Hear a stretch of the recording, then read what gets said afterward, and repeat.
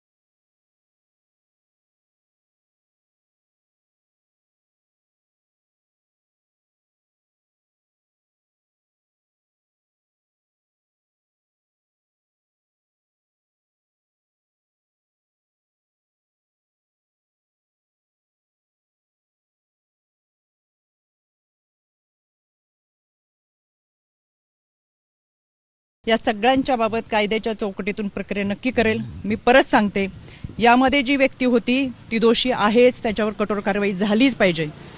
आपल्याला कोणत्याही व्यक्तीच्या वैयक्तिक आयुष्याबद्दल काही माहिती असायचं कारण नाही, आणि आज आपण ज्यांच्या बरोबर आहेत ते पुढे जाऊन 4 वर्षांनी 5 वर्षांनी काय करणार आहेत हे याची कल्पना आपल्याला नसते.